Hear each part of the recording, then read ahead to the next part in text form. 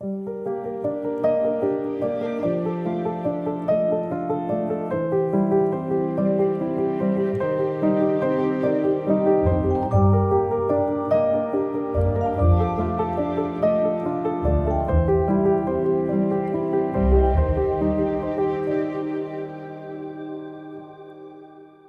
tardes. Bueno, muchas gracias a todos por asistir hoy a esta primera conferencia del ciclo de conferencias que estamos organizando desde el Ayuntamiento de Madrid en el marco de la conmemoración de Antonio Palacios. Seguro que saben ustedes que hemos preparado un amplio programa en el que estamos sobre todo trabajando en una importantísima exposición que han comisariado Javier Mosteiro y Julián García, que tendremos el privilegio de visitar a partir del mes de abril. Pero también hemos realizado una serie de actividades durante todos los meses pasados que han consistido en visitas guiadas, en visitas teatralizadas, en talleres para niños para transmitirles el valor del patrimonio, en conciertos que hemos realizado en el Hospital de Maudes. Y es que la obra de Antonio Palacios realmente merece la pena que se le ponga el foco en ella. Todos sabemos que todos los que estamos en esta sala, con más razón, seguro que saben muchísimo más que yo, hay grandes especialistas aquí sentados. Pero Antonio Palacios cambió nuestra ciudad, cambió lo que era una villa barroca y la convirtió en una metrópolis moderna. De ahí el nombre también de este ciclo de conferencias y de la exposición Madrid Metrópoli, el sueño de Antonio Palacios. Él consiguió realizar muchas de sus ideas, hay muchas otras que quedaron sin materializarse, ya lo conoceremos de manos de los conferenciantes de este ciclo.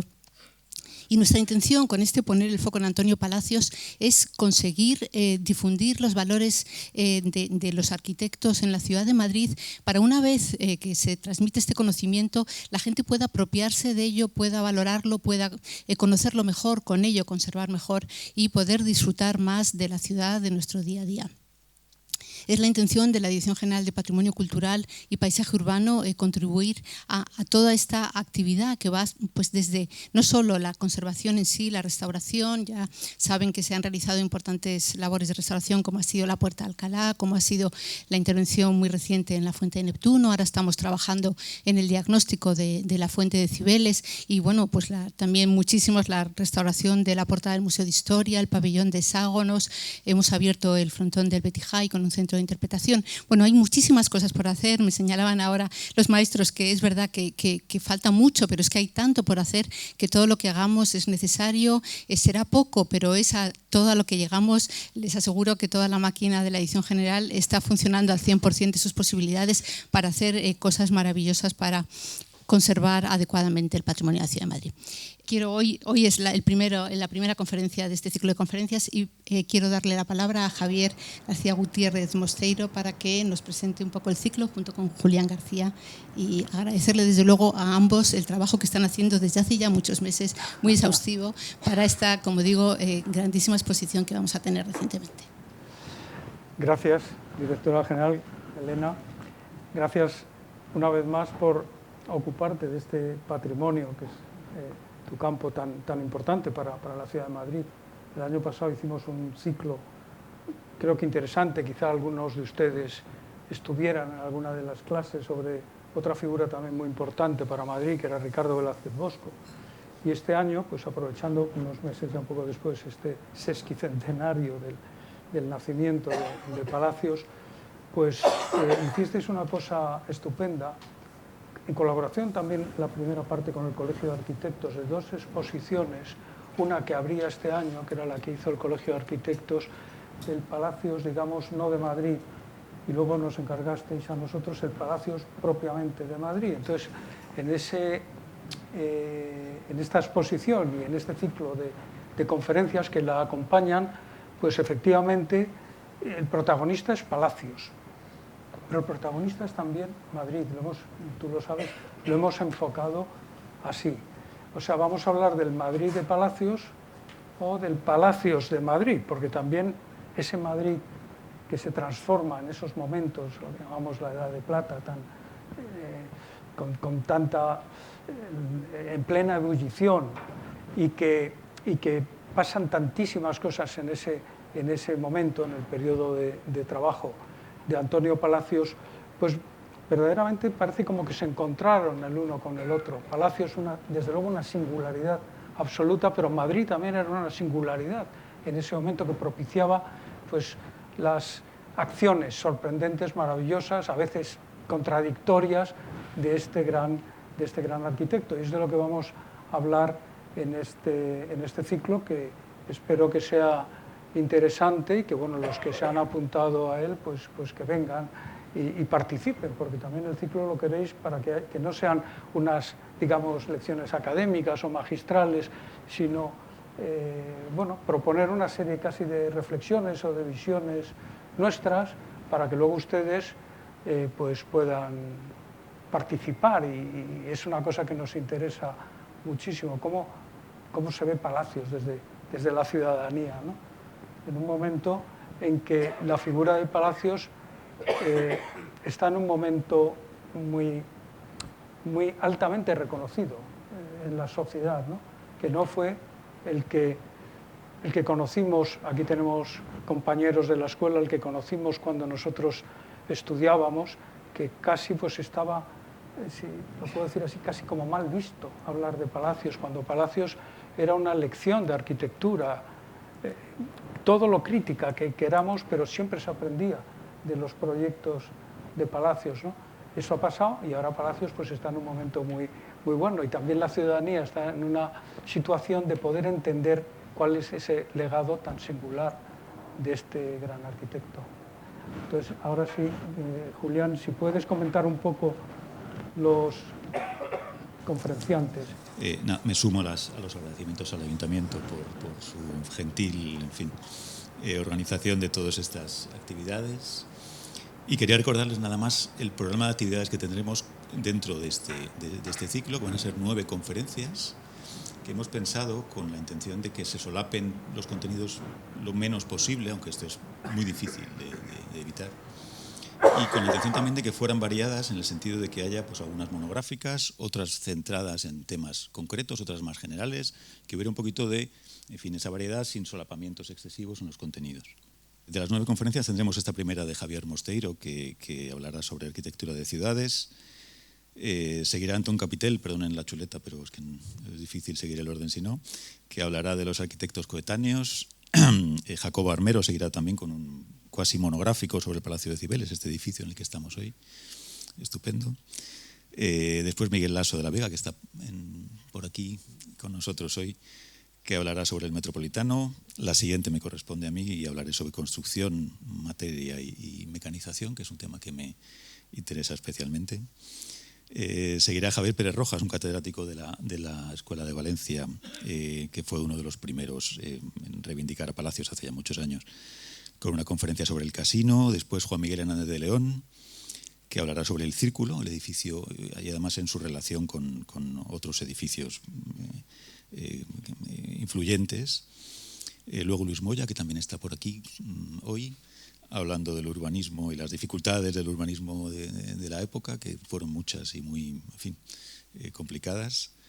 Y por último, Ricardo Sánchez Lampreave, que hará una conferencia sobre un tema fuera de Madrid. Es la única conferencia que no trata sobre lo madrileño, pero nos ha parecido pertinente dar una idea del Palacios de Málaga, que es una de las facetas menos conocidas de la obra de Palacios. Tendrán lugar los miércoles a las 6 de la tarde, como esta que tenemos ahora, durante todas las semanas, o casi todas, con la excepción de la Semana Santa, que el día 16 de abril, si no me equivoco mucho, no podremos tener conferencia. Hemos intentado, sobre todo, evitar solapamientos de contenidos para que si ustedes están interesados en venir a muchas, a varias o a todas las conferencias, pues no tengan la sensación de escuchar lo mismo demasiadas veces, lo cual, en fin, no siempre es fácil, pero creo que lo habremos logrado. Nada, muchas gracias, Elena. Pues sin más, procedemos a sentarnos nosotros abajo y Javier, muchas gracias. Bueno, buenas tardes. Otra vez he agradecido a la directora general, Elena Hernando, la permanente atención que tienen a las cuestiones de difusión del patrimonio arquitectónico.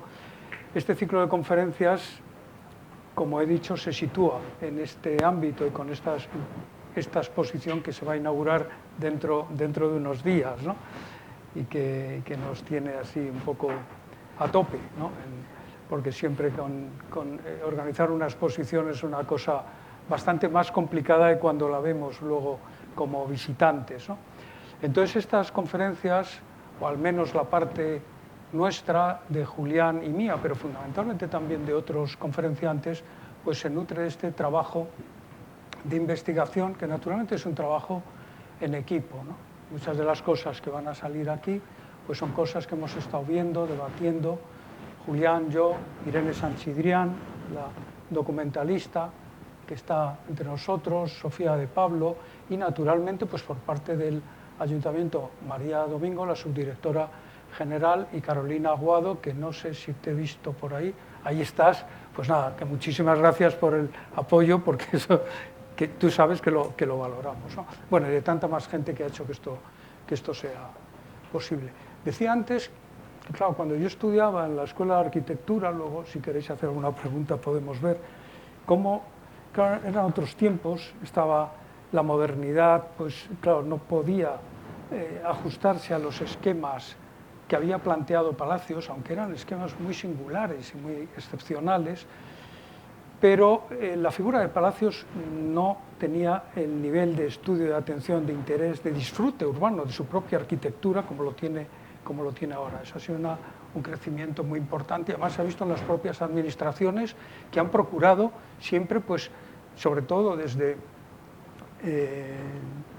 con la autonomía y cuando se constituye la autonomía y con los nuevos ayuntamientos y tal, pues ir teniendo su sede en edificios de palacios, la Comunidad de Madrid, el Ayuntamiento de Madrid, otras instituciones que no son de la administración, pero son muy representativas, como es el Círculo de Bellas Artes, por ejemplo.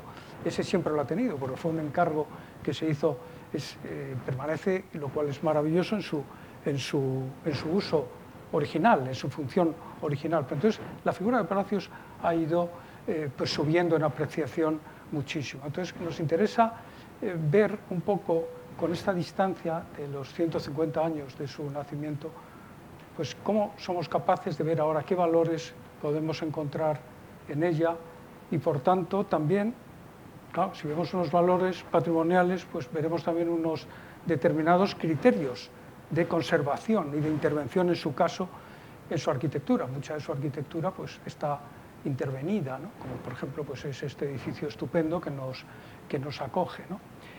Entonces, ha habido pasos en este progreso de la figura de Palacios. Uno de ellos que quiero notar es una exposición muy importante que hizo el Museo Municipal, como entonces se llamaba, en 1987, a cargo de un conferenciante de los que va a actuar en este ciclo, Javier Pérez Rojas, que fue, aunque había habido otros anteriores esfuerzos de reivindicación de la figura de Palacios, no olvido el de Adolfo González Amézqueta en 1967, que publicó pues, un número monográfico de la revista Arquitectura dedicado a Palacios, que ha servido de base para muchas más cosas, pero esta exposición pues, puso ya el nombre de Palacios a un nivel muy, muy alto, y se sacó un catálogo maravilloso del que hemos bebido todos los que hemos... Y luego vino, ya más recientemente, en el 2001, otra exposición muy importante que significativamente se hizo en un edificio estrella de Antonio Palacios, que es el Círculo de Bellas Artes, a cargo de los Armero, padre e hijo. Jacobo Armero también es uno de los conferenciantes que va a estar entre nosotros.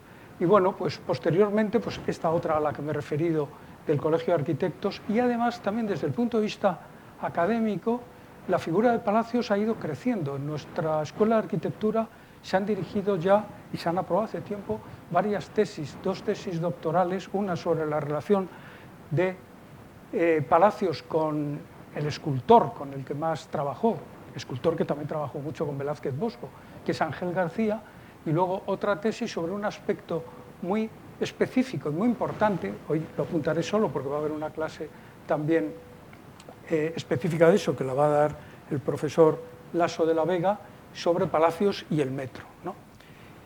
Y bueno, los trabajos han seguido. De hecho, ahora se está preparando otra tesis doctoral, que no sé si está por aquí Álvaro Bonet, que está haciendo un trabajo ímprobo y exhaustivo sobre esa figura que tú conoces también y que me atrevería a decir que quieres también, porque yo creo que tú ya has aprendido a querer a Palacios y bueno, espero que se lea pronto esa tesis para incorporarse a este estado de cosas. Bueno, entonces, ustedes están viendo aquí una fotografía preciosa que refleja muy bien de lo que vamos a hablar hoy, de lo que vamos a hablar en el ciclo, de lo que vamos a hablar en la exposición, que es Madrid y que es Palacios, ¿no? Aquí vemos una concentración en este núcleo, una concentración enorme de edificios de palacios.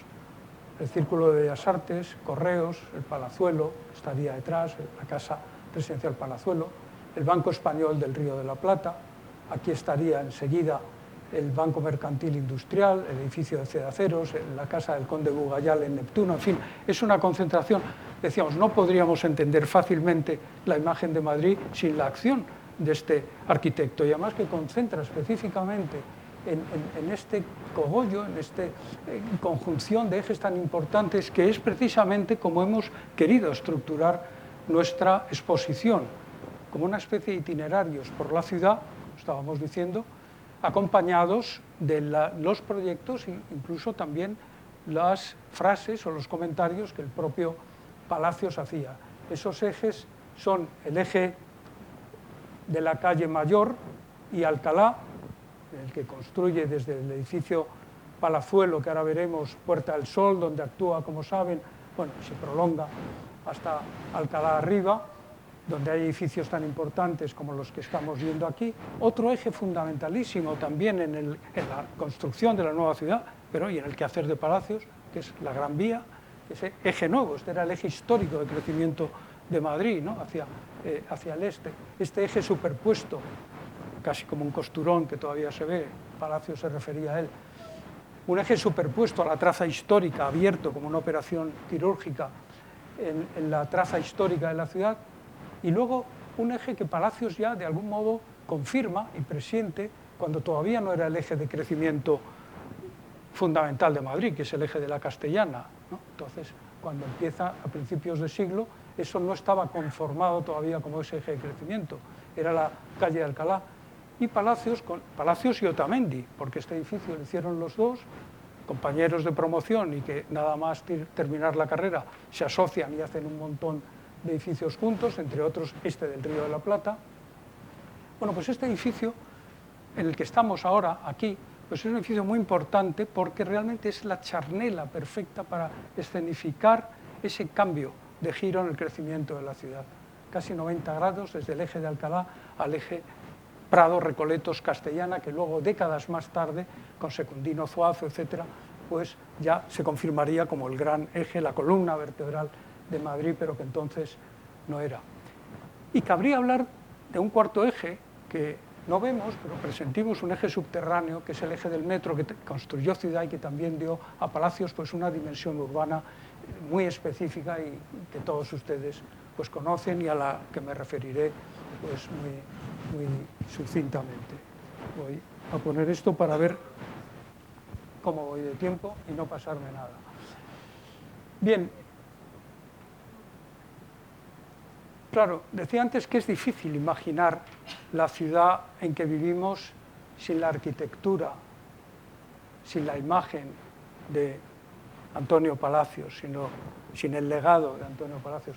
Claro, esta foto nos choca, ¿no? Porque nosotros estamos aquí ahora, pero ahí Cibeles ya está girada en su nueva posición.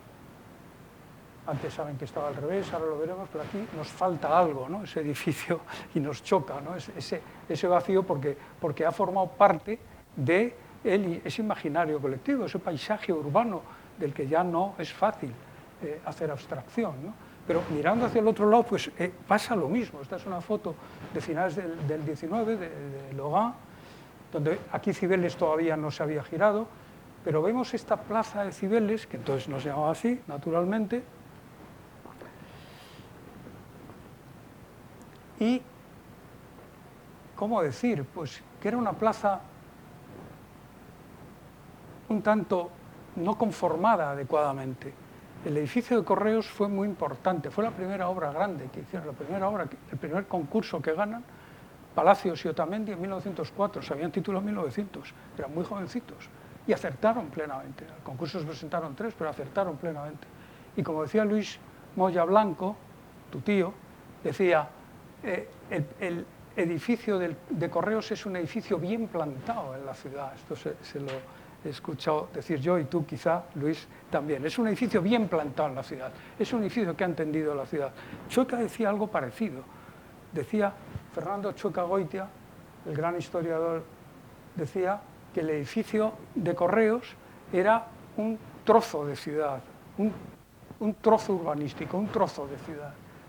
Esa es una de las cualidades de las que voy a hablar hoy de Palacios, esa relación tan peculiar a gran escala, pero también a una escala de detalle que tuvo siempre con la ciudad. Claro, aquí que vemos, pues Cibeles, como estaba, no está el Banco de España, en la calle Alcalá, sin todos los edificios, muchos de ellos que construiría el arquitecto al que dedicamos esta tarde.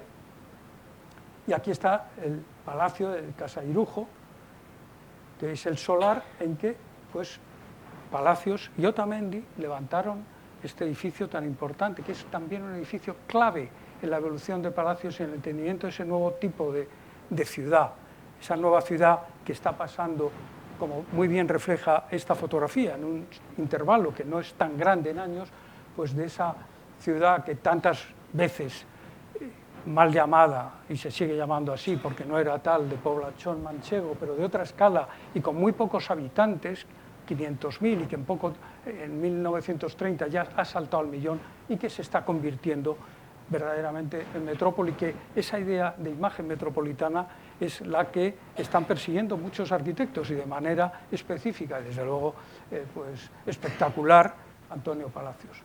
Me interesa destacar este edificio, que luego haré algunos otros comentarios, porque veamos cómo llega a conformar también esta plaza. La plaza de Cibeles no está solo conformada por ese trozo de ciudad que decía Chueca, o ese edificio bien plantado de Moya. Desde luego, conforma Cibeles esa, pero aquí estamos viendo cómo esta parte pues, viene a ser absolutamente transformada con esta escenografía, digamos. No me gusta decir escenografía porque Palacios iba más allá de eso, pero se le ha llamado muchas veces gran escenógrafo de la ciudad.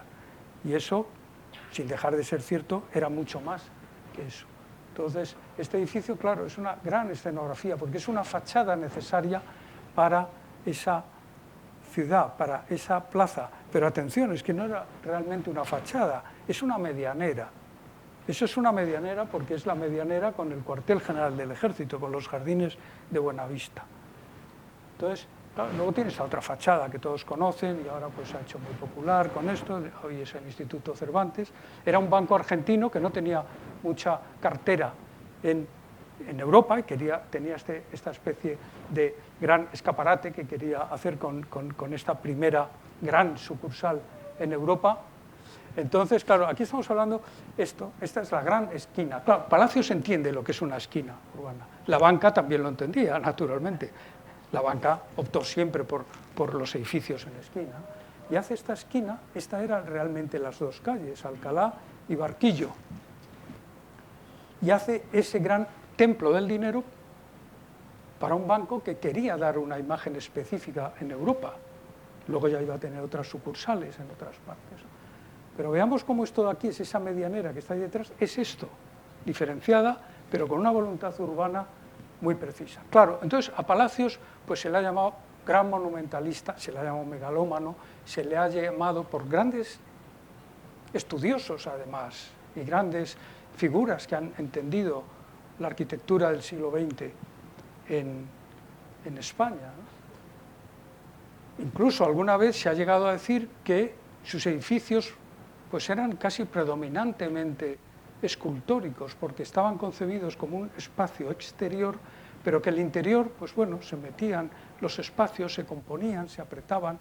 En el Círculo de Bellas Artes algo de eso podemos ver, aunque con extraordinaria maestría, ¿no? Por cómo se interpenetran los espacios, pero ese no era solo Palacios. Aquí me gustaría proyectarles la sección de este edificio para entender que esto no era así y que esa idea por lo que la modernidad que estaba llegando, porque claro, esto se empieza en 1910 y se termina en 1918.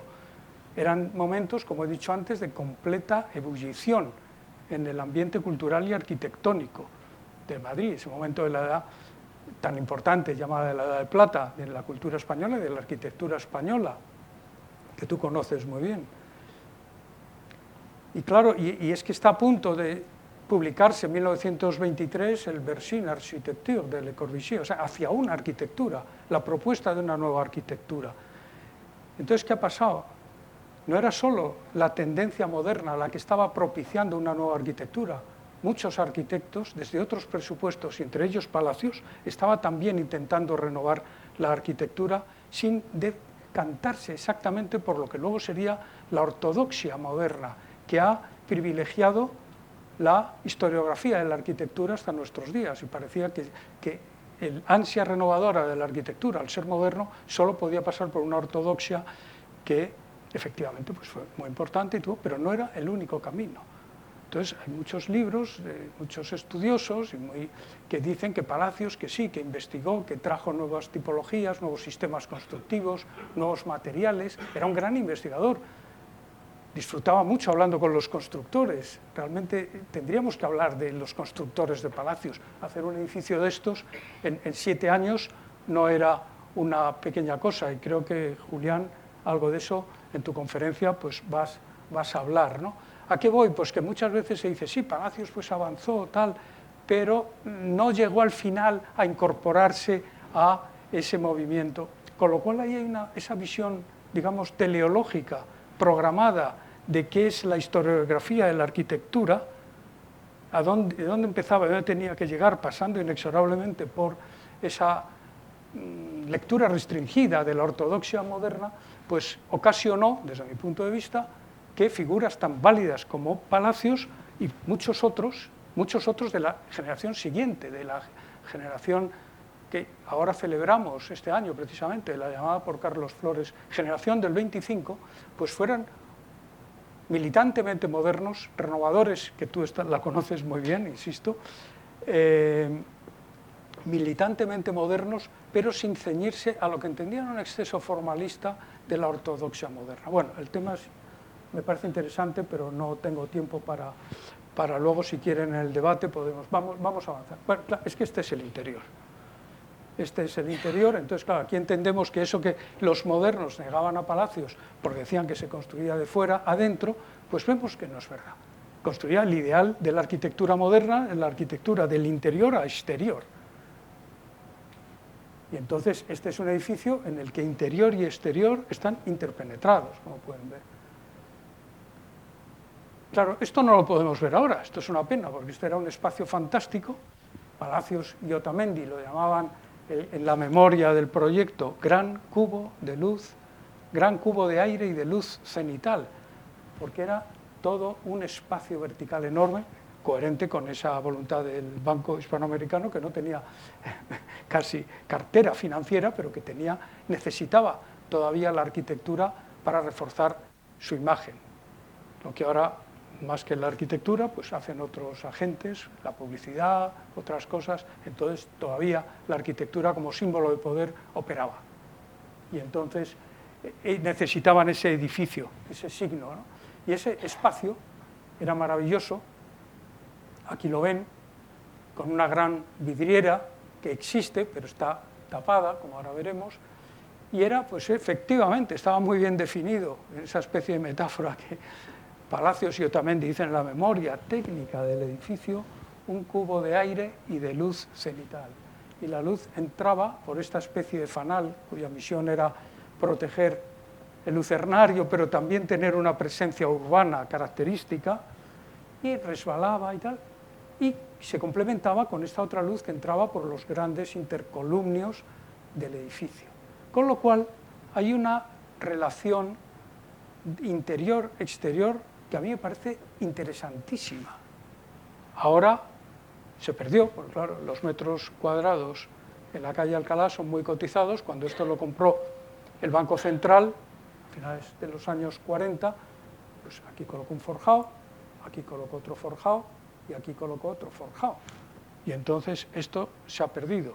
yo no sé si es muy arriesgado que yo diga, dado que ahora ya no es un banco y que es una institución cultural de primera en España, el Instituto Cervantes, Julián se sonríe y me dice, no lo digas, no lo digas, pero yo lo voy a decir, digo, no, sería generoso por su parte decir, pues vamos a perder unos metros cuadrados y vamos a recuperar un espacio que era único y representativo de la arquitectura del momento, ¿no?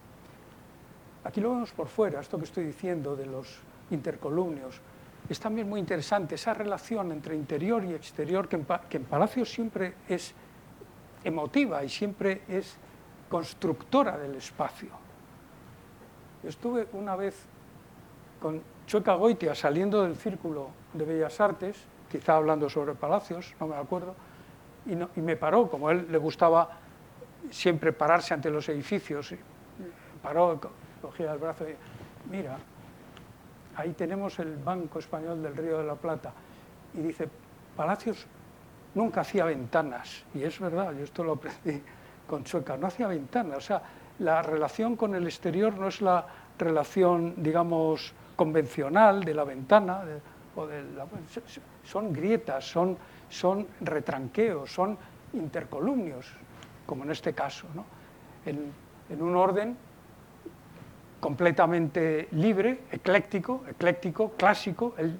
Él y Otamendi hablaban del clásico modernizado, no decían el lenguaje clásico, hablaban del clásico modernizado como una licencia que les permitía muchísimas connotaciones que la gente sabía entender, porque la gran ventaja del lenguaje clásico es que durante siglos supo transmitir contenidos semánticos, códigos semánticos que la gente entendía. La gente entendía lo que era un arco de triunfo, una columna, un podio, un templete en las alturas, como este, y eso que Palacios hablaba de su propia obra en general, de las obras de los arquitectos, que por muy disímiles que sean los edificios que haga un arquitecto, todos tienen, él decía, las huellas digitales de ese arquitecto. Bueno, pues aquí me decía Chueca, ese es el primer muro cortina que se hace en Madrid.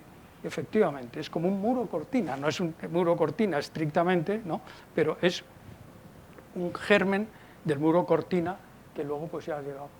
Pero si vemos otros edificios, aquí por ejemplo tenemos el Alfonso XIII, estos correos donde estamos, pues vemos que tiene razón Chueca, no son ventanas lo que hay, ni siquiera una fenêtre en longueur, ¿no? Es una fenêtre en longueur de Le Corbusier, no, esto es otra cosa, estaba innovando por otra vía, pero de interpenetración de espacios. Esto que a Gideon le interesaba en su libro estupendo, La arquitectura, fenómeno de transición, cuando habla de las tres edades del espacio arquitectónico, dice, el espacio arquitectónico de la contemporaneidad es la interpenetración de espacio interior y exterior, ¿no? Y yo creo que esas ideas están muy presentes en gran parte de los... Bueno, entonces, por ejemplo, este edificio que todos ustedes conocen, es una foto de Jonas Bell, que además tenemos la suerte de que nos acompañe. Jonas Bell es fotógrafo que nos ha ayudado, ilustrado, como están viendo, con unas muy acertadas fotografías que han entendido muy bien lo que es Palacios, les proyectaré algunas, pues en este edificio que podemos ver y que ustedes conocen, al lado de la Puerta del Sol, entre Mayor y Arenal, pues tenemos otra de esas actuaciones de Palacios. Pero Palacios tenía esa relación con la ciudad, es que era, por eso he llamado la conferencia un proyectar expansivo, porque como que nunca se quedaba contento con el solar que le habían asignado, con ser estos bien importantes, ¿no? Entonces siempre le parecía poco.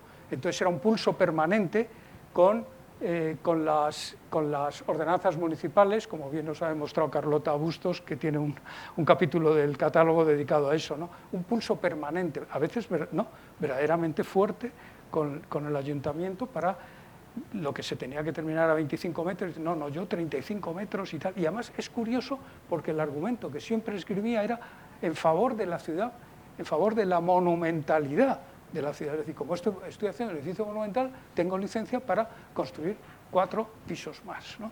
Entonces, crecía por todas partes, crecía a lo alto, ese proyectar, diríamos, incrementado o expansivo, no satisfecho con el solar, con la parcela en la que actuaba.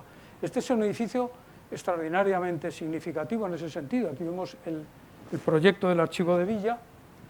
No he agradecido a todas las entidades, por no tener tiempo, el Archivo de Villa, el Museo de Historia de Madrid, en fin, tantísimas instituciones que nos han facilitado pues estos planos, estos dibujos maravillosos, ¿no?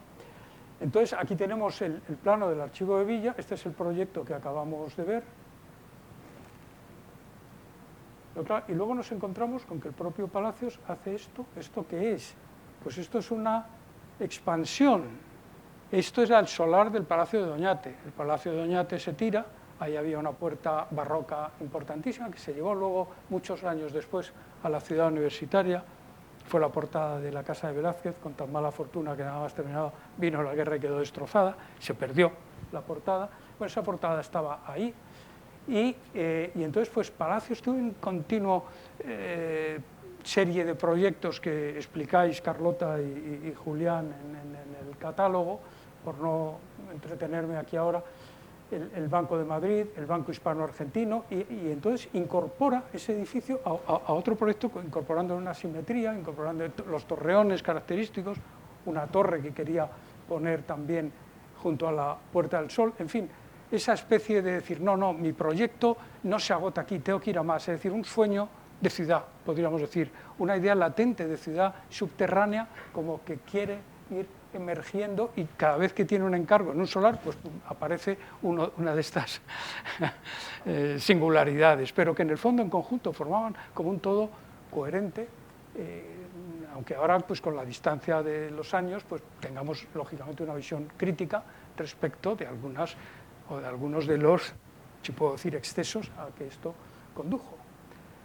Alguna vez sí lo logró, porque en este caso solo quedó el edificio original. Esta era una perspectiva de esta serie de posibles ampliaciones, pero alguna vez lo consiguió en el Banco Mercantil Industrial. El primer proyecto era este, que lo ha estudiado en el catálogo Álvaro Bonet, con datos muy interesantes.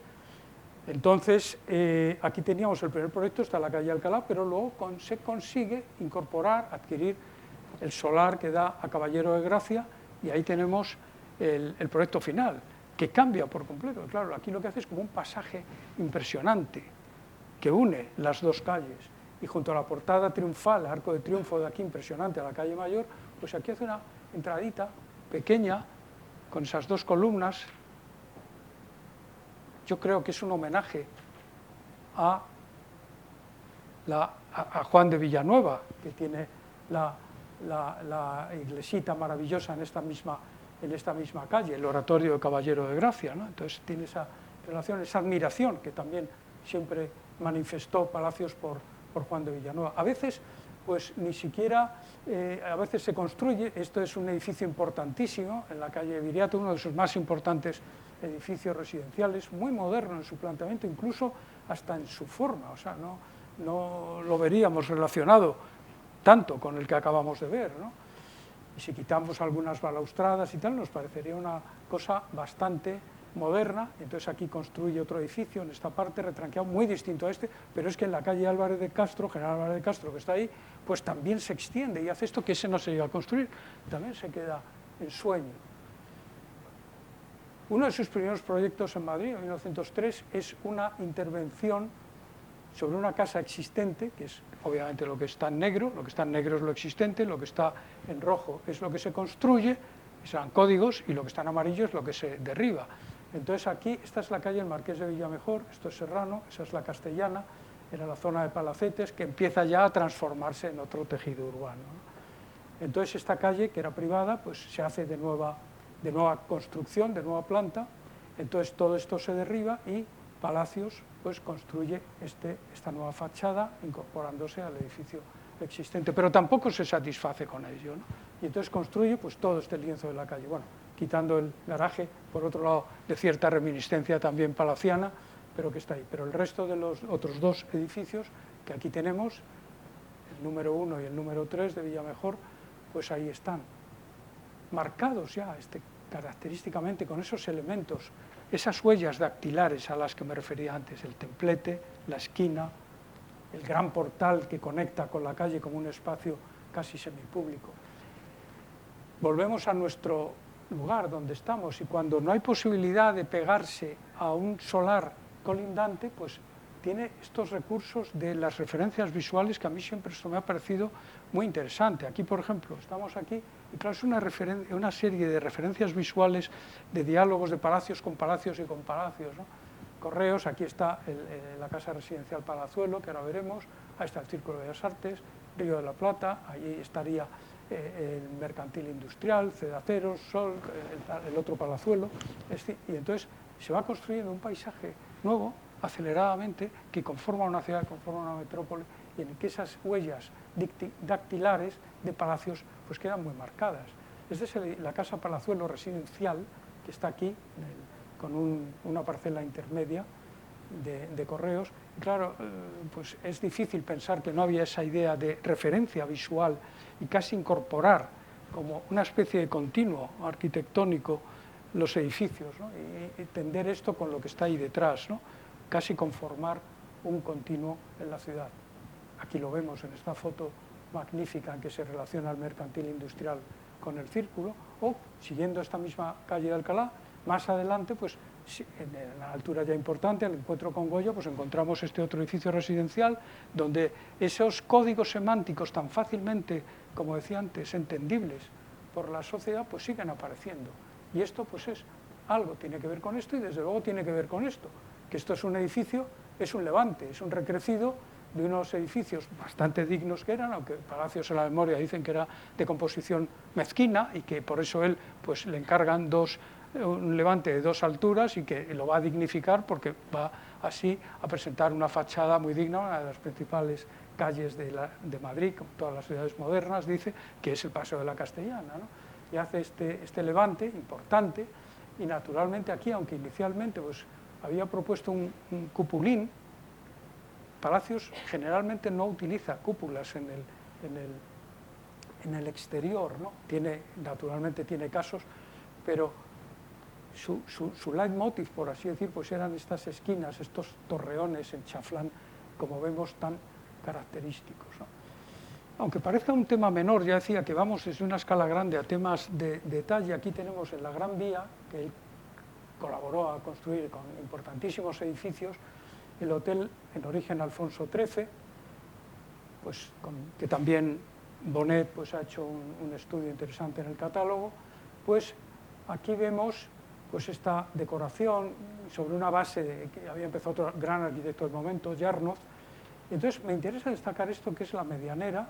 Esta es la calle, la pequeña calle que da la Gran Vía, estas tan curiosas que entre 2 edificios de altura que luego pasan a otra altura mucho menor, y nos encontramos esta medianera, que incluso en la medianera pues él la está tratando un poco con esa idea de casi singularizarla o de darle un carácter en cierto modo exento, ¿no?, de medianera, o incluso en una arquitectura industrial.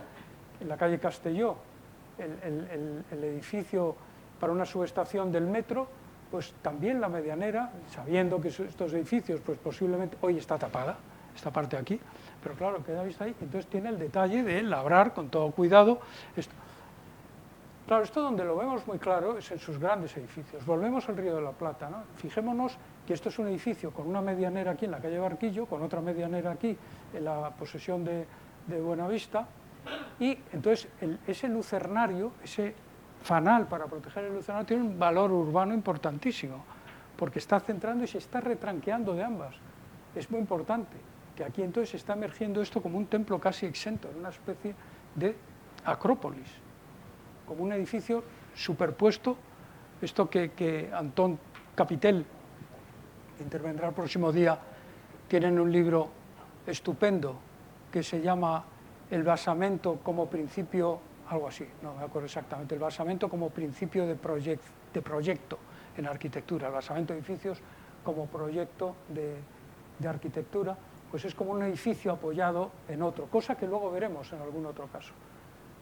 Pero veamos, por ejemplo, ese poder de la medianera, que es este exactamente, pues cómo lo trata con un retranqueo desde este edificio, que era el cuerpo de guardia actual, era el pabellón de entrada de los antiguos jardines.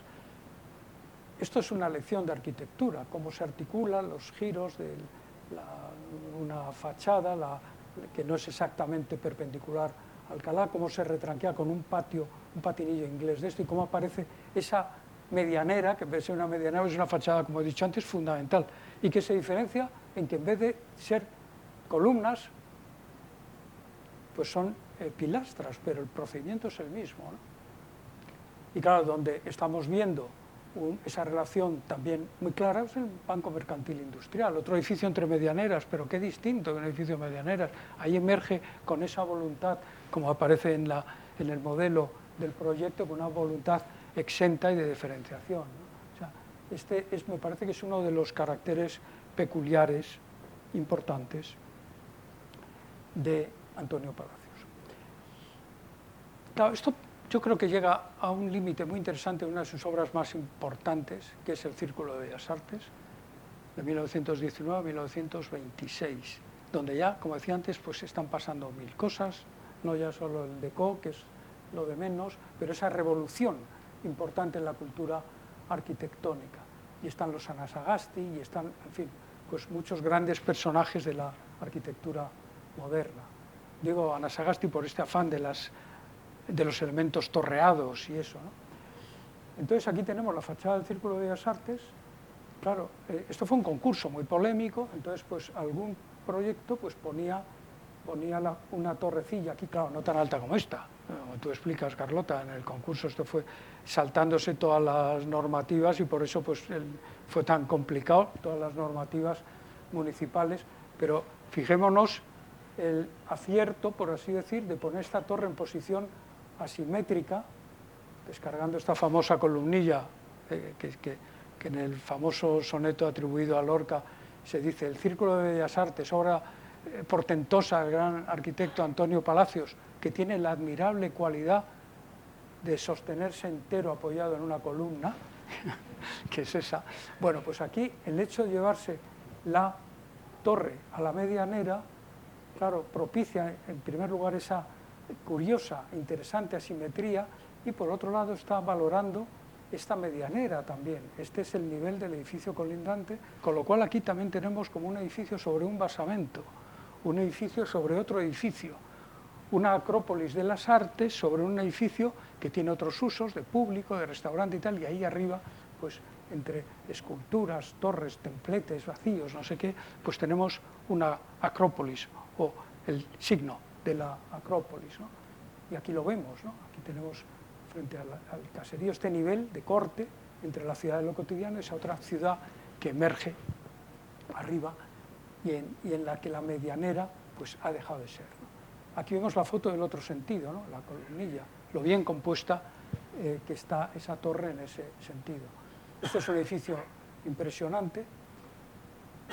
Fíjense, pongo aquí la planta, también el detalle del gran teatro, cómo se retranquea con este elemento que sigue la curva, con lo cual esta parte del edificio como que en cierto modo se segrega, concentrándose toda la atención en el cubo, por así decir, en este cubo de la esquina, aunque el edificio es todo él. Y en esta planta también vemos una cosa muy característica de Palacios, que es, continuando esta relación y este tocarse con el espacio público, pues la entrada, hoy esto está alterado, la entrada de coches, esto de aquí ya no está alterado, la calzada que penetra el edificio, como pasa en muchos de sus edificios, incluso residenciales. Por eso decía antes que sería estupendo haberlos estudiado las plantas en las escuelas de arquitectura, lo bien organizadas que están, pero estos espacios privados pero públicos, esto está en la Castellana, es el Marqués de Villamejor que hemos visto antes, el 1, y este es el 3, y este es el de Bugayal, el Neptuno, ¿no? Entonces estamos viendo ahí cómo esto casi fluye ya, este espacio del portal con la arboleda en derredor, ¿no? Y tiene este espacio impresionante, este donde entran los vehículos y giran, o este donde también entra el vehículo y gira en un trayecto interesantísimo. Bueno, pues esa interpenetración de espacios que vemos también aquí en esta casa, ¿no? Sobre todo cuando esto se utilizaba como correos, ¿no? Con los buzones, y era una apropiación de ese espacio público, estos espacios memorables que tiene este edificio, y fundamentalmente lo que es el vestíbulo, ¿no? Cómo era ese vestíbulo, porque era como una extensión propia del espacio público. O sea, uno entraba a ese lujo de lo cotidiano, esa arquitectura para la ciudad, para una función pública como era la de Correos, para el uso cotidiano de la ciudad, donde simplemente para comprar un sello, que entonces se compraban, o un certificado, pues entraba casi como una propia extensión de la acera, ¿no? Y se encontraba uno con esta especie de plaza, esta cosa maravillosa que tenemos, ¿no? Y bueno, y naturalmente pues esta calle, que también estaba incorporada a la ciudad, era la calle Ruiz de Alarcón, que Palacios llamaba calle de Correos, pero que era la verdadera continuación de una calle, ¿no? Por lo cual a mí me parece que sería interesante, y algo de esto estamos viendo en el catálogo, hacer una especie de plano de Madrid, como Noli lo hizo en Roma, o Ibáñez de Ibero, mucho más recientemente, también en Madrid, situando en la planta las plantas bajas de los espacios públicos y ver cómo interpenetra el espacio público en el privado o el semiprivado, ¿no? Esto que el plano de Noli maravilloso de Roma pues especifica también, ¿no? Aquí también, este es el edificio que hemos visto del Palazuelo, y esta es una de esas extensiones a las que me he referido, el Banco Hispano-Argentino. Esta medianera vendría aquí, esto es esto aquí, ¿no? Si se traslada. Y entre medias, pues proponía este pasaje, en relación con lo que acabo de decir, que conectaba las dos calles. Es decir, es una continua imbricación. Aquí estaría esto y los espacios, este no se ha llegado a construir, pero sería tan público y tan maravilloso como es el del Palazuelo, que existe, y es este que vemos aquí en esta foto de Jonas Bell. He referido antes al mercantil industrial, donde tendríamos también ese pasaje que une Alcalá con, esto transformado ahora, con Caballero de Gracia.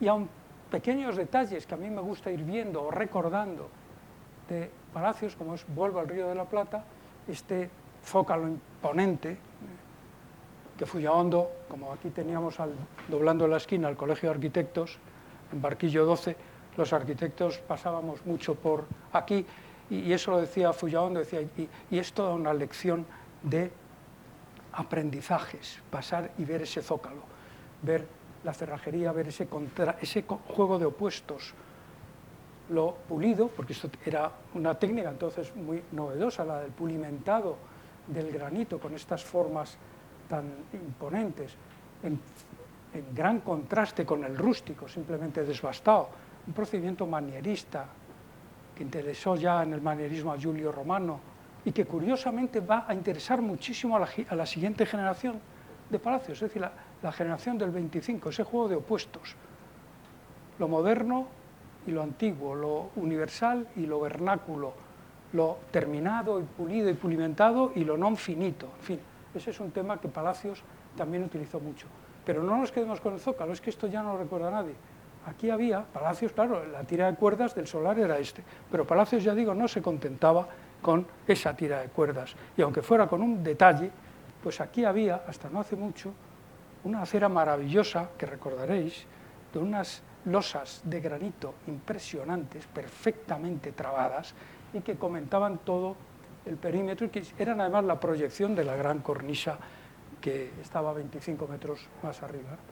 En algún momento, pues algún diseñador de pavimentos pues entendió que eso rompía la unificación y desapareció, pero para mí fue una pérdida enorme porque mostraba un poco ese detalle de Palacios, es decir, esa especie de labio que hacía en la arquitectura, cómo doblaba y acariciaba casi la ciudad en la que se posaba.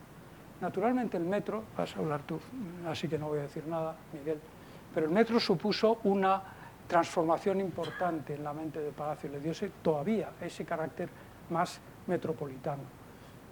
Aquí vemos este plano del Archivo de Villa, impresionante, donde se ve estos trazados, esto que parece casi un juego abstracto si nos quedamos simplemente en el dibujo, pero no nos quedemos en eso. Aquí lo que estamos viendo es también una interpenetración de ese Madrid subterráneo que va apareciendo en las escaleras, que va apareciendo de una estructura complejísima que hace con su relación con Joaquín Otamendi, con los Otamendi, pues hace trabajar con el ingeniero Miguel Otamendi, el que hace el que hace el metro. Fue muy prolongada y muy fructuosa la relación de Antonio Palacios con la familia de los Otamendi. Entonces, claro, estos puntos en que se encontraba ese mundo subterráneo con el mundo de la superficie, pues daba resultados enormes y muy bien pensados.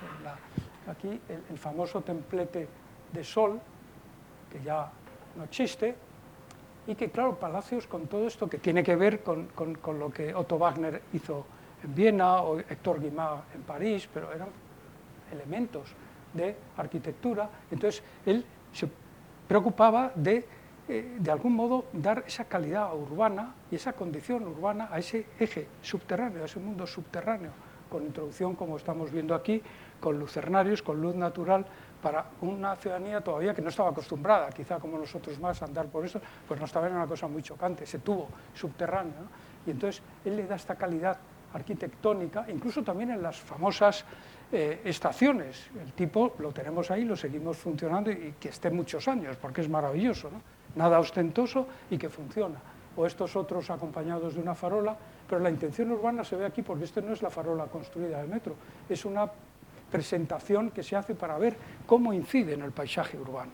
O sea, esta es una relación muy importante a destacar, como es en este otro templete, que también se desapareció y ahora pues se ha hecho otra cosa, y entonces que conectaba ese mundo subterráneo con la superficie y conformando además pues un ambiente en ese nuevo eje al que me he referido, ese nuevo eje superpuesto a la traza urbana de la ciudad, que es la Gran Vía, ¿no? Y en la que pues Palacios, aquí vemos el Mathesanz, ahí estaría el edificio comercial Mathesanz, con una innovación de todo tipológica y constructiva de muchos tipos, ahí estaría el otro que hemos visto, el Alfonso XIII, ahí estaría el Hotel Florida, y aquí está el templete que luego ya dejó de estar, y luego volvió a estar, pero ya no es él.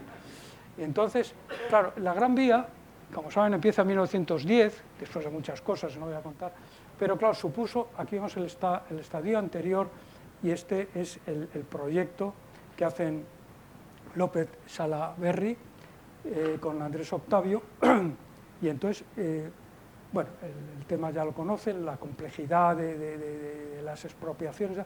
El mundo en que se centra fundamentalmente la acción de Palacios es este de aquí, el segundo tramo, más ancho que los demás, que se llama el Boulevard, porque en principio tenía un boulevard que luego ya no se llegó a hacer, y aquí estaría el templete que hemos dicho de la red de San Luis.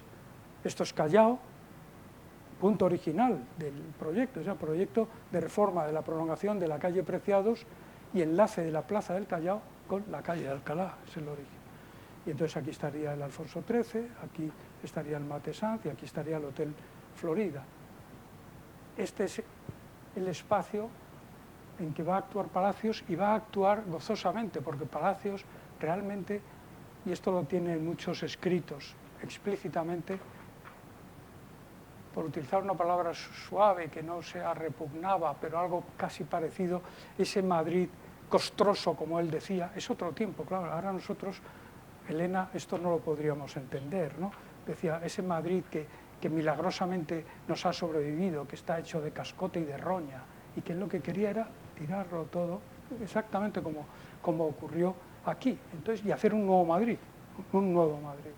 Y entonces aquí es donde él pues construye sus edificios, el Mathesanz, el Alfonso XIII, y aparece ese nuevo eje que le interesa tantísimo, como él dice en frases muy expresivas que no leo por no perder el tiempo, pero un flujo continuo de personas, de coches, de ruidos, de ciudadanos, de luces, de cines, de cafés, el fragor de la gente de la ciudad. En definitiva, está hablando de una idea de ciudad que es la que está proponiendo, en definitiva, la metrópoli. Entonces, esa idea se le queda también estrecha. Su proyectar expansivo, él siempre quiere más, ¿no? Y entonces, me he permitido traer esta frase, la leo muy rápido. Dice, el Gran Madrid, que habrá de alcanzar su plenitud al finalizar el segundo milenio, que ya lo hemos pasado, se integrará en nuestra ideación por estos tres elementos fundamentales. Una extensión hacia su serranía, todo esto que no cabe en la pantalla, era todo esto. Su serranía con la creación del Madrid Oeste. La gran vía aérea de Madrid, VIAR, de enlace diametral horizontal entre ambas ciudades gemelas, la nueva, y el Madrid histórico. Ahora me referiré a es esto de aquí. Saltando para ello por encima de la vaguada del Manzanares y por encima de la Casa de Campo, que desde 1931, como saben, pues pasa a ser propiedad municipal. Y 3, reforma interior con la magnífica creación del recinto de Madrid Imperial, cuyos centros son la Puerta del Sol y el nuevo Salón del Prado. Es decir, se concentran dos cosas que le van a interesar siempre en su propuesta de ciudad. La propuesta de una nueva ciudad en la periferia. Él entendía el crecimiento como un síntoma positivo de desarrollo económico y social de la ciudad, y siempre apostaba por eso, pero a su vez y en paralelo, y a lo mejor podríamos decir en cierta contradicción, optaba por las grandes operaciones internas en el centro de la ciudad. Entonces vamos a hablar un poco de estas. Aquí vemos otra vez el edificio que quiso ser todo esto y que se quedó solo en esto, el Palazuelo, al lado de la Puerta del Sol. Ya está terminándose la Telefónica. Aquí está el Hotel Florida, ahí está el Alfonso XIII, la trasera del Matesan, ese costurón que vemos todavía en la Gran Vía y que Palacios quería extender, entendía que no, esa acción lineal debía extenderse también a lo ancho para que no fuera esta superposición, sino extenderse hacia aquí. ¿Cómo lo extiende? Pues intentando desde muy temprano, desde 1919 es el primer publicación que conocemos, una reforma de la Puerta del Sol. Él llama una reforma estudio anteproyecto para la reforma del centro de Madrid, ¿no? Entonces está la Puerta del Sol. Es muy imponente ver cómo es el dibujo que él proyecta superpuesto al Madrid existente, porque ahora no lo podríamos entender una actuación así. Entonces vemos que la Puerta del Sol pues dice, bueno, esta curva más o menos la mantiene, porque la calle del Carmen la rectifica, ahora veremos por qué, pero claro, repite esa curva en el otro lado, inventando, claro, se tira el edificio de Correos, la calle Carretas desaparece, bueno, tira muchas cosas, hace aquí este paso, y propone tímidamente aquí un eje norte-sur, que no tiene ninguna justificación, y sobre todo estamos viendo una superposición clara al valor más importante del patrimonio urbano, que por encima de los edificios, me atrevería a decir, es la permanencia de la traza urbana, es decir, en definitiva es de la propiedad, es decir, las parcelas, ¿no? Y las calles, la forma urbis, con independencia de que bueno, los edificios van cambiando, pero la forma urbis permanece. Claro, aquí hasta transformaba la Plaza Mayor, ¿no? Con unas entradas y tal, que no son las que son. Entonces él entendía esto como un claro progreso para la ciudad que él soñaba, que tenía en mente, y que cada vez, como decía antes, que tenía un solar a mano, pues aparecía, ¿no? En el obligado paréntesis de la guerra civil, en 1938, pues va acumulando todas estas reflexiones de muchos años atrás, y claro, pues todavía lo lleva más, ¿no? Esta es la elíptica, esta gran avenida que circunda todo, bueno, este eje ya lo refuerza por completo, con grandísimos edificios monumentales. Esta era una catedral votiva a los mártires, y esto era el gran palacio provincial. Y entonces este eje, pues que vemos ahí, pues era, en fin, era una especie de autofagia en que construyendo la ciudad se la está devorando completamente. Ya digo que esto desde nuestra perspectiva, pues, ¿no? Miguel, pues no sería admisible, y podríamos decir en cierto modo que, bueno, Palacios construyó muchísimo en Madrid, en otras ciudades, como hemos visto, pero afortunadamente estas cosas pues no se llegaron a producir, ¿no? Este era su proyecto de transformación de Madrid, como ustedes habrán visto alguna vez. Ahí se ve la plaza, este es el Ministerio de Asuntos Exteriores, la Plaza Mayor, y entonces pues aparecen todas estas arquitecturas de arcos, de columnas, que si se fijan bien, el germen es ese, el germen es el Palazuelo, es lo que había planteado en 1919, cuando surge esto. Me dice mi mujer que tengo que terminar ya. Me ha hecho un gesto suave, así que termino. Bueno, entonces, aquí aparecen, si se dan cuenta, pues todas las arquitecturas que hemos estado viendo, porque aquí, en el fondo, bueno, esto es un detalle de cómo sería esto, pero esa articulación de elementos pétreos, de arcos de triunfo, de muros cortina, de esculturas, pero que en el fondo él lo que pensaba además lo dice, mi referente es el Río de la Plata, cuando hace esto, cuando lo publica, el Río de la Plata, que lo vemos aquí, ese clásico modernizado, ese clásico absolutamente heterodoxo que se permite utilizar unos pseudotriglifos dóricos con un jónico sui generis y donde las ventanas están metidas en las metopas, bueno, y estos otros, pues el Matesans, etc. Estos elementos que serían, para hacernos una idea, cómo habría sido todo el centro de Madrid. Paso muy rápido. Esto lo conecta con el paseo, ese otro eje de la Castellana, con dos hitos, Correos y en el otro extremo, Cibeles, y en Neptuno, el edificio del conde de Bujayal. Y parece que esa tensión como le alimenta para hacer otro proyecto de este tipo. Siempre todos estos proyectos parten de la realidad que ya ha hecho, es decir, esa voluntad, insisto, incrementada, o esa voluntad expansiva de su proyectar.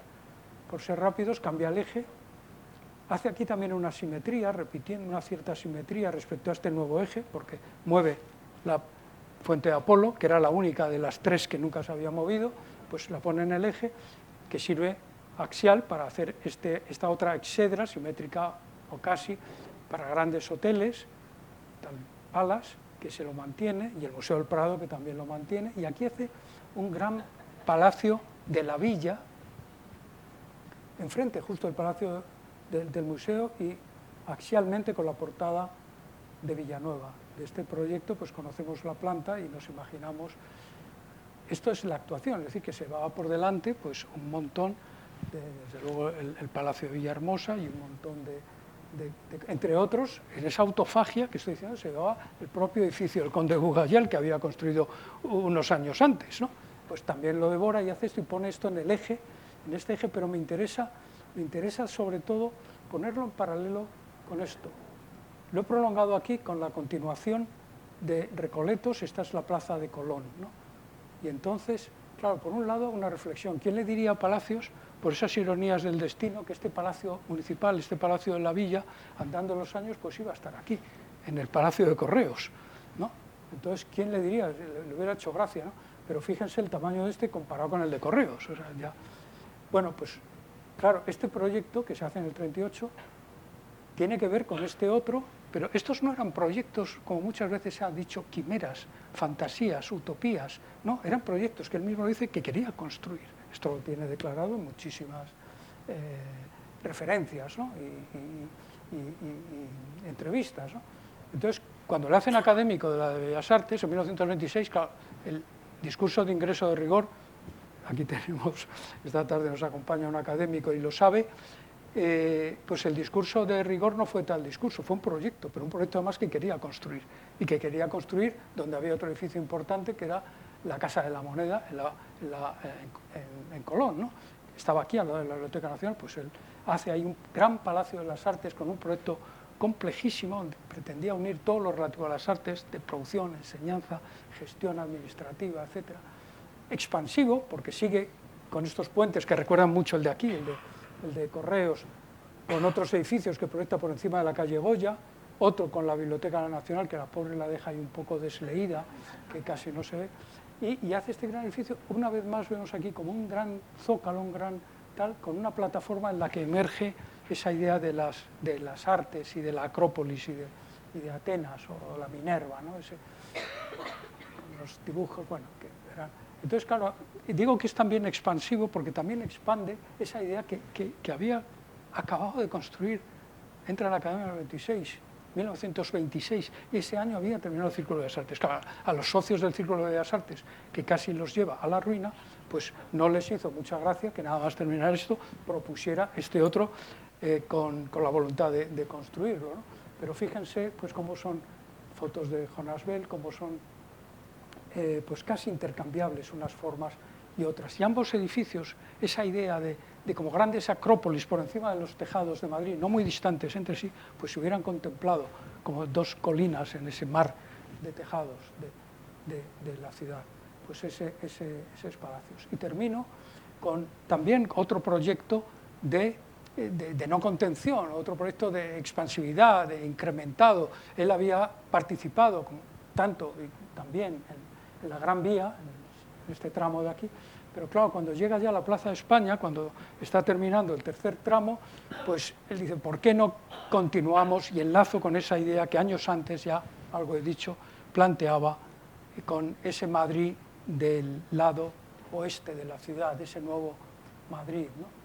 Y entonces hace esta gran vía aérea, 60 metros por encima del suelo, de la casa de campo, sobre unos pilonos importantísimos, son rascacielos de 200 metros, con unos puentes de 180 metros de luz, y que llega a esta plaza monumental, de la que salen luego otras vías monumentales.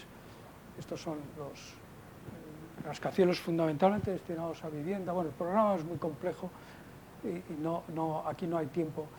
Inicialmente, ¿no? Este es un dibujo de la Marga, tú lo conoces. Quiero agradecer también a la Escuela de Arquitectura todas las facilidades que nos ha dado para utilizar sus dibujos y la cantidad de consultas y de lata que os hemos dado, Marga. Entonces aquí es un estadio previo, ¿no? Donde en vez del arco pues es adintelado. Bueno, y sí interesa, este también es de la Escuela de Arquitectura, ver cómo él pues trabaja muchas cosas, ¿no? Dentro de esto. Entonces aquí enlazaba la Gran Vía con un edificio monumental en la montaña de Príncipe Pío, y luego ya parte el Viar, como lo llamaba, Gran Vía Aérea. Aquí hace otra cosa más curiosa, que es lo baja, fíjense, aquí está el lago, lo pasa casi rasante al lago, y hace una gran avenida monumental que entra aquí con un espacio áulico en la Plaza de España, en la nueva Plaza de España. Pero es muy interesante este dibujo, Marga, me interesó mucho y creo que lo hablé contigo, porque aquí además era esa voluntad de conexión, de que no era una actuación, sino fíjense cómo se está conectando con su propuesta de reforma de Madrid del Centro.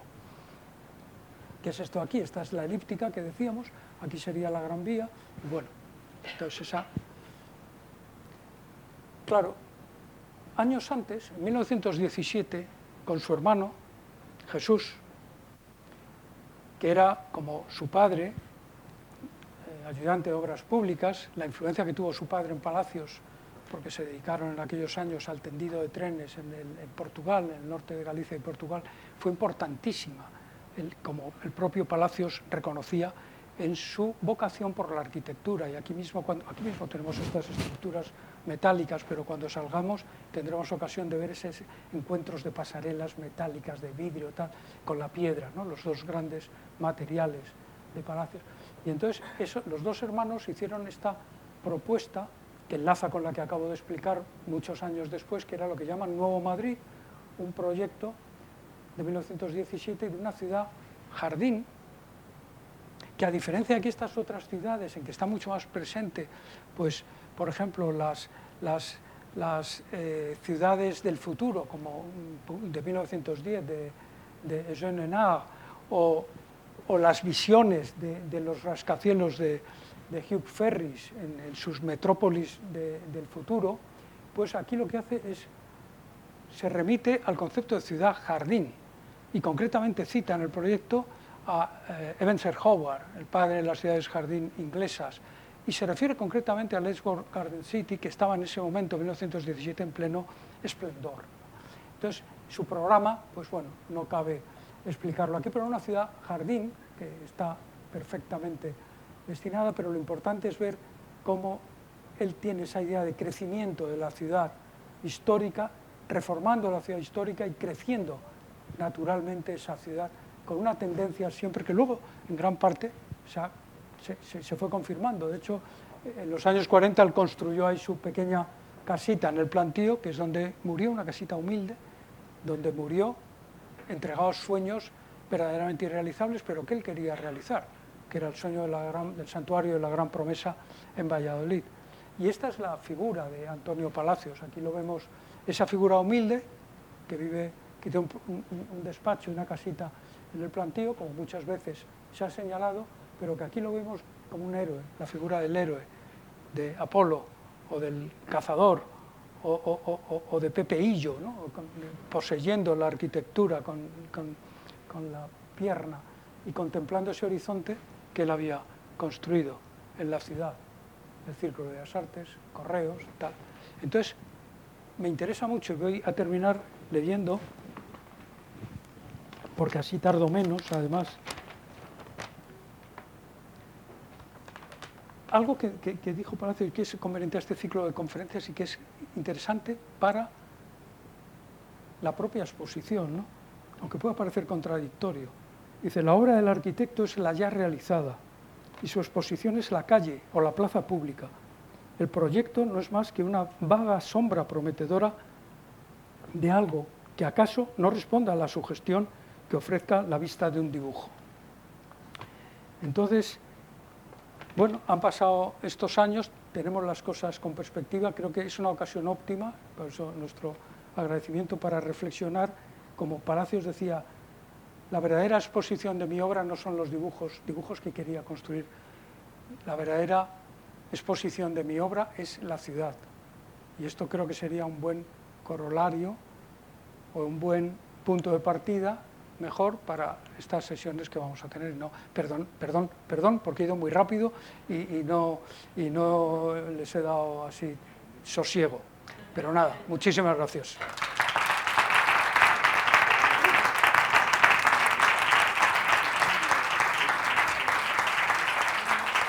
Bueno, aunque es un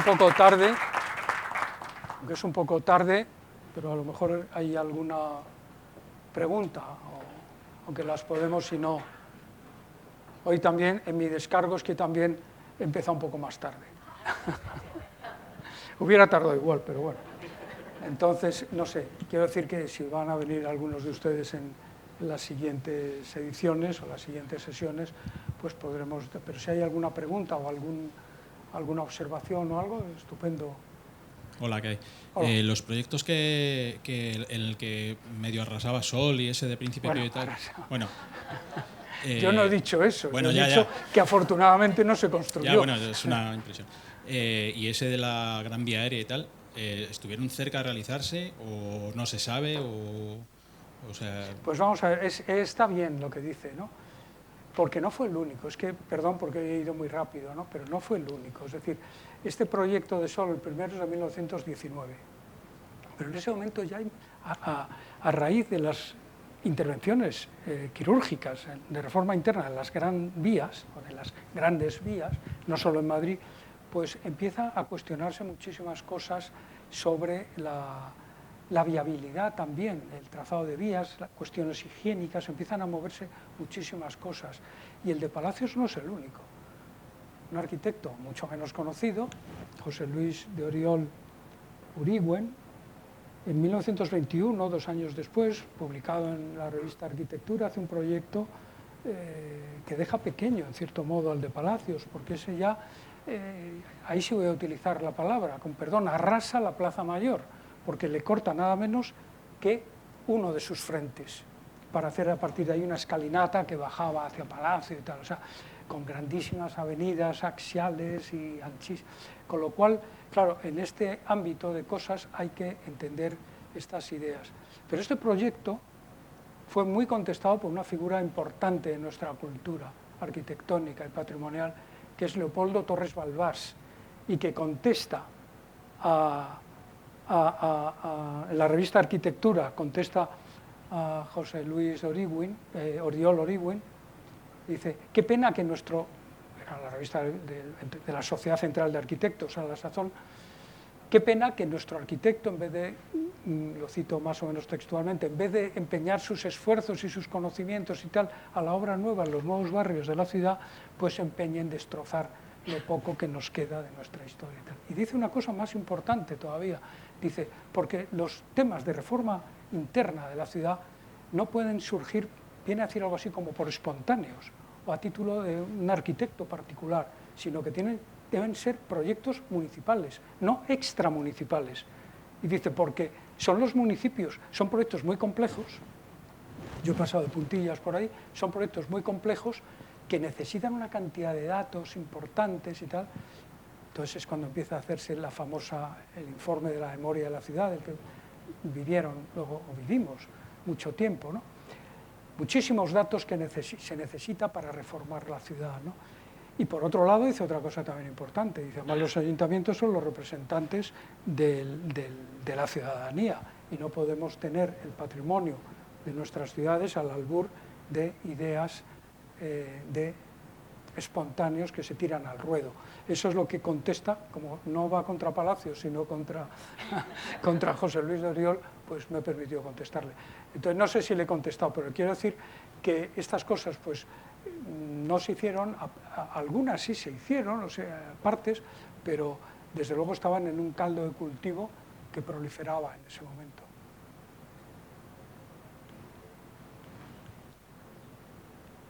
¿Algo más? Efectivamente tenía interés en era interés un poco en conseguir algo en lucha contra el ayuntamiento, porque ahí tenían los arquitectos del ayuntamiento, ha comentado Salaverry y Bellido, que siempre le estaban ya, entonces ya era un poco como sabedor de que me van a fijar, entonces ya hacían proyectos con los retranqueos, como ha dicho, un palacio encima de otro palacio, para ajustarse a la normativa que tenían, de alturas, en fin, siempre había ahí un contrapeso del ayuntamiento relacionado a lo que acaba de comentar de Leopoldo, en fin. Fue un pulso permanente, lean el capítulo de Carlota Bustos, un pulso permanente, porque corrígeme si me equivoco, pero creo que era con el Matesan, ¿no? Era López Salaverry el que informa por parte del ayuntamiento y entonces creo que más o menos Carlota López Salaverry por escrito viene a decir, pero bueno, ¿qué se cree este señor que son las normas urbanísticas? Es que incluso llega a decir, es que parece que hace gala de saltárselas, corrígeme si me equivoco, pero era un pulso permanente y que curiosamente pues le dio resultados, por eso digo que a veces pues le dio resultados al Círculo de Bellas Artes, del que estamos todos orgullosísimos, pero fue eso, un concurso que no ganó, pero que al final terminó haciendo él, y el Banco del Río de la Plata y tantos otros. En el Banco del Río de la Plata es curiosísimo, porque incluso quien esgrime este argumento era la propiedad, era el gestor máximo que había en España, el Río de la Plata, el que manda una carta al ayuntamiento diciendo que se necesitaba que se levantaran 2 o 3 pisos más con el ático, superar la altura de eso, porque iba en bien de la ciudad, porque era de carácter monumental. Y añadía, decía, y de no ser así, no lo voy a hacer. Así. Y el Círculo de Bellas Artes, por supuesto, bueno, ya lo he dicho, claro. El propio Carlos Arniches, ¿no?, que también envía cartas al ayuntamiento solicitando que por favor, bueno, pues se hagan licencias con la altura y bueno, y lo consigue. O sea, está claro que Antonio Palacios al final consigue Palacios era un arquitecto muy querido, no suele ocurrir ahora quizás así, muy querido de sus clientes, curiosamente. ¿Qué diríamos ahora con los planteamientos? ¿Qué diríamos? Mira, yo esas cosas yo ya siempre se lo digo a mis alumnos, que nunca me hagan preguntas de esas, porque no podemos trasladar los tiempos, o sea, nosotros estamos en este momento con una cultura patrimonial, desarrollada, que a ninguno de nosotros se nos ocurriría hacer una reforma. Bueno, se hacen otras y tal, pero vamos, pero no admitiríamos ese. Pero claro, no se puede decir que hay que juzgar cada acción en su tiempo. Yo creo, Javier, no, estoy hablando desde aquí. Por alinearme con Torres Balbás, que yo creo que tú también, pero matizar que me parece que esas transformaciones que hacía en el centro de la ciudad, Palacios, distinguiéndolas desde luego, pero con una comprensión absoluta de dónde estaba, yo creo que tiene muy poco que ver, por no decir nada, con esos sueños de la guerra, de que lo hace durante la guerra. Bueno, yo creo que ahí me parece que tú también estás de acuerdo, no lo has dicho quizá tan explícitamente, ¿no?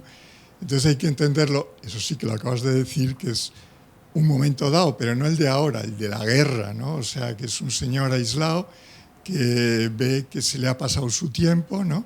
Y entonces, pues, tiene esa necesidad imperiosa de salir por esos sueños completamente utópicos, y porque yo creo que sí que era una persona que entendía muy bien la ciudad, o sea, y entonces en eso yo creo que no entiende muy bien lo que es ya el territorio, digamos, pero no solamente el territorio, desde luego, desde la Casa de Campo y tal, sino tampoco de la Puerta del Sol, o sea, que ve casi la Puerta del Sol como un solar, ¿no? O sea, que cosa que antes no le había pasado en absoluto, ¿no? Yo creo que son dos palacios, pero es una opinión personal. Estoy de acuerdo y no de acuerdo en algunas cosas, pero es muy interesante lo que dices, ¿no? En primer lugar, no es el Palacios que está en la guerra, como le pasó, por ejemplo, a tu tío, Luis Moya Blanco, que tu tío también hizo cosas, pero las hizo en ese momento y, cuidado, en partes que no estaban edificadas todavía en Madrid. Estaba el cementerio de San Martín, la gran pirámide del sueño de Moya y tal, maravillosa. Claro, no se le hubiera ocurrido. Pero es que en lo que no estoy de acuerdo es que eso no es una acción de Palacios en ese momento como hizo tu tío, que tu tío lo reconocía. Luis Moya decía, en ese momento de dolor y de presión y terrible y doloroso de la guerra, el único refugio que teníamos los arquitectos era el de proponer arquitectura, aunque fuera de papel, ¿no? La arquitectura de Palacios no era arquitectura de papel, la de Moya tampoco, era arquitectura también para ser... De hecho, tiene detalles constructivos de hormigón de la pirámide hueca del sueño, ¿no? O sea, no era una pirámide tipo Ledús, ¿no? Era construible. Pero lo de Palacios no fue nunca arquitectura de papel, porque el primer proyecto que hace de Sol, que os lo he proyectado, es de 1919. Y él mismo decía, luego en la guerra, dice, estoy desarrollando cosas que llevo 5 lustros deseando hacer, y además en determinadas entrevistas y tal, cuando le pregunta el entrevistador qué proyectos importantes tiene entre manos, dice, pues mire, tengo 2. Uno es un gran Palacio de las Artes en la Plaza de Colón, eso lo dice antes de 1926, y otro es una total reforma de centro. O sea que él era otro planteamiento, ¿no? Era una cosa que iba con él y yo creo que tiene que ver con esa idea de ciudad, para lo bueno y para lo malo, que naturalmente salía él. Cuando se presenta en la Escuela de Arquitectura al concurso y presenta un proyecto muy interesante que se llama Proyecto de Hito, eso en 1917, era como un hito por la paz, entonces las potencias estaban guerreando en la Gran Guerra, era un proyecto de paz en la frontera entre 2 estados, y habla de ese proyecto que debería ser de algún modo monolítico, como, no me acuerdo bien cómo lo dice, pero dice como si fuera generado geológicamente en una sola pieza por una fuerza telúrica, por la propia tierra. Y dice una frase interesante ahí, creo recordar, que dice, de la materia surge el ideal. Entonces, que esto es algo muy clave en Palacios, es decir, diríamos es el ideal, el utopista, que no tanto como estamos viendo, porque es que luego, gracias a esa continuidad que tenía de su trayectoria, del dibujo y demás, eso lo llegaba a construir uno a uno, dibujando en obra, sin olvidar nunca la escala urbana, ¿no? Pero entonces creo que no podríamos entender la figura de Palacios sin poner como una cosa retroalimentándose la una a la otra, ese avance tecnicista, constructivo, como he dicho al principio, por los nuevos materiales osadísimos en el momento, verdadero investigador de sistemas constructivos, de tipos arquitectónicos, con una idea del sueño, que es a la que me he querido acercar. Pero bueno, eso, como tú vas a dar una conferencia sobre el tema urbano, seguiremos hablando. Bueno, yo por mediar un poco en este debate también hay que tener en cuenta que todos estos arquitectos vienen del plan Haussmann. El Haussmann había sido en París lo que sí se había hecho, o sea, aquí soñaban hacer lo que se había hecho en París. En París la isla de la ciudad se tira entera para volverla a construir, o sea que realmente hay una intervención, y las grandes boulevares, las grandes avenidas, las intervenciones de París son gigantescas, y eso es un sueño que Madrid tiene, que comienza con la calle Sevilla y con esa Gran Vía que se retrasa tanto, que genera hasta una zarzuela, porque no se hace, pero a Gran Vía. Y hay que tener en cuenta que estaba en el ambiente de toda la época. De hecho, luego el plan Zuazo-Janssen sí iba a prever unas aperturas que no se llegan a hacer también, pero unas intervenciones muy fuertes en el casco histórico, que ahora en efecto nos horrorizan. Pensamos, menos mal que no se llegaron a hacer, porque se llevan montones de cosas por delante, pero que en un momento eso, lo que has dicho antes, de una ciudad higienista, una ciudad en la que está el tráfico, una ciudad que se quiere transformar en una metrópoli, parecía imprescindible. Lo primero, porque había que meter a los automóviles. La Gran Vía se plantea el segundo tramo con un bulevar que no se llega a hacer porque el tráfico ya ha colapsado el primer tramo, y el tercer tramo, que tenía que volver a ser estrecho, se ensancha para ponerlo con el segundo, porque el tráfico, la Gran Vía es una apertura de tráfico. En realidad los ensanches que estaba creciendo en Madrid, había que llevar el tráfico desde la calle Princesa a conectarlo al barrio de Salamanca. Y eso ya había colapsado Sol. Al principio la Gran Vía pasaba por Preciados porque tenía que haber ido por Sol, pero dicen, si metemos más tráfico en Sol, esto ya es imposible. Y estamos hablando de la ciudad que luego va a seguir mucho tiempo, pues la ciudad que elimina los bulevares, que sigue abriendo calles, que está siempre pendiente de todavía creo que vivimos en ella, de meter los coches, que es la gran novedad en la época y que es lo que caracteriza a las ciudades modernas que estos tanto admiran. En este momento, pues claro, podemos realizar nuestras cosas, ya tenemos el casco antiguo y estamos haciendo lo contrario, peatonalizar y quitar coches, pero en este momento hay que pensar que Palacios estaba en la mentalidad del momento. Yo creo que sus sueños, él sabía, o sea, por ejemplo, a lo mejor el Palacio de Bellas Artes tenía alguna esperanza, alguna cosa, yo creo que el sueño este tremendo de cambiar todo, no tenía un apoyo municipal ni un apoyo social para hacerlo, ya era casi una imagen grandiosa de ciudad, pero realmente hay que verlo en un ambiente en el que era frecuente, que muchos arquitectos estaban proponiendo, lo has dicho antes, estaban haciendo las grandes vías en todas las ciudades españolas, porque se abren grandes vías por todas partes. Sí, efectivamente, muy breve, Carolina, que termino ya, ¿no? Es que, evidentemente, parte de ahí, el plan de Haussmann mantenía algunos edificios, ¿no? Efectivamente, arrasa todo el París histórico, mantenía algunos.